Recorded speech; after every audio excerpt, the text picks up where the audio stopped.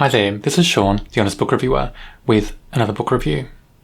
In this video, we're discussing Gallant, written by VE Schwab, or Victoria Schwab as she's known as well. It's a fantasy book, it's a standalone. I enjoyed this a lot. Here's the cover. I've not read this author before, but from reading this, I know I want to read everything about this author. I want to read every book in her catalogue. This book was really fascinating. Let's talk more about it now. Olivia is an orphan living in an orphanage. She's been there for quite a few years. But one thing about her stands out immediately. She can't talk or make a sound.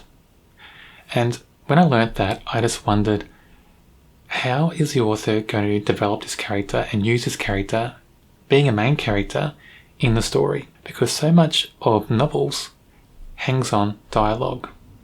Dialogue adds so much. Especially interactions between characters. Dialogue's always there. So how is a main character going to cope in a book without dialogue? How's the author going to cope giving us that main character and showing us that main character? But it's done so well in this story, and it feels so effortless. The writing style in this book is so effortless as well, and it makes the reading of it such a joy. A letter arrives at the orphanage, and it's from her uncle, and it says in the letter that he's been sending letters everywhere, trying to find Olivia. So now she's got somewhere to go. So they pack her off and send her to this house called Gallant. Before that happens, we learn one other thing about Olivia. She's got a journal that her mother wrote in. Her mother disappeared, no one knows what happened to her, but in the journal it suggests her mother was slowly losing her mind, and that's the reason why her mother gave Olivia up to the orphanage. Olivia reads that journal all the time, and she's always wondering about her mother. Where is she? Is she somewhere around? Can they find her mother? But when she goes to this house, she finds that her uncle, who wrote the letter, he died about a year ago. The only person in the house that's related to her now is a cousin called Matthew, and he doesn't want her there. He's very rude to her, very mean. He wants her to go straight away. But the two housekeepers in this big house, this big mansion, are more friendly to her, and they kind of act as a wall, if you want, between Matthew and Olivia. And they keep Olivia around. They think Olivia deserves to be there, and it's her choice if she wants to go. On her first night at this house called Gallant, she's told, don't go out in the dark. Don't go anywhere in the dark at night. Nobody tells her why, and there's strange things going on, and no one tells her what's going on. Her cousin Matthew, he has nightmares all through the night. She hears him screaming and crying out. She sees him awake all hours as well. No one tells her why. Olivia is curious, so she goes and investigates things herself and gets herself into trouble. And she brings upon trouble to Gallant and everybody else in the house. She's trying to find out, what are the secrets in this house? What are they hiding? What's her cousin hiding and the housekeepers? What's this strange wall with the iron gate in the garden? Doesn't seem to be bordering anything. It's just a wall with a gate. Doesn't lead anywhere. What's that about? Nobody will tell her. All they tell her is don't open the gate. I won't go through any more detail about the plot in this book because I think the book is quite a treasure, to be honest, and I really encourage you to read it.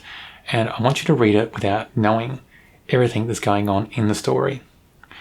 It's very engaging, very gripping, very thrilling read, and all the characters are so well written in this story.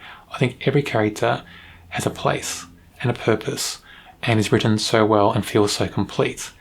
The author really knows how to write characters and movement and move a plot along. And this plot feels so well thought out and so well planned. Nothing feels like filler. And for a very short book, I think this book's about 300 pages. It packs so much into the book. And there's a lot going on in this story. A lot of action, a lot of movement, a lot of different things going on in the book with all the characters. But it just feels so effortless and complete, well thought out, well constructed. It really was a joy to read. Olivia, the main character in this story, is such an interesting character.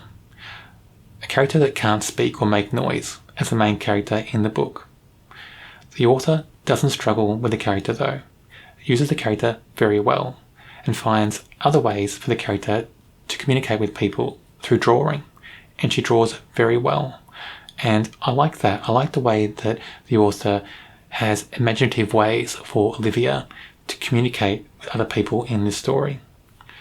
For somebody who can't speak in the book, she's still very expressive. Even though I get the feeling this is a standalone book, I really hope that one day we get a second book with Olivia, because I think Olivia is just that special as a character. Cousin Matthew really grips you from the first time we meet him in the story. He's got some great emotional range in the book, and I love the way that his character shifts and grows a bit in the story as well. He's got so many different complex things going on with his character. His nightmares, his walking around at night, not going to sleep, his anger towards Olivia at the start, that slowly kind of tapers off a bit as the story goes on. The secrets he's keeping, what's he hiding? That intrigue and suspense is around Matthew from the word go as well. And that just makes his character so complex and complete and so interesting. Another standout character in this book, Hannah, is the housekeeper of Gallant, and she's a very interesting character. She's that bridge between Matthew and Olivia. She's an important character in the story as well, because she's a comforting character for Olivia and for Matthew as well. And she just seems very pivotal for certain scenes. She seems to be that character that stitches things together and makes everything okay in the end.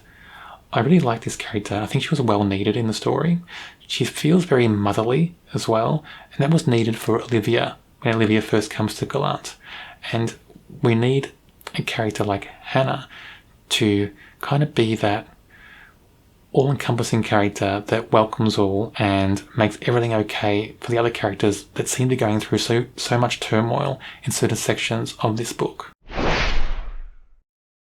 I really enjoyed this read.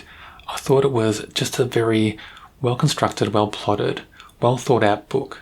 So much in there for a short book, and the characters are so well written and so well crafted. They're all engaging. They all bring you into the story. And I was hooked on this story from the first chapter, very early on. I rate this a 4 out of 5. And I really want to read more from this author. And I think this author writes young adult fiction and adult fiction, but I want to read it all. I want to read everything this author's written, and then I want to read all the books in the future.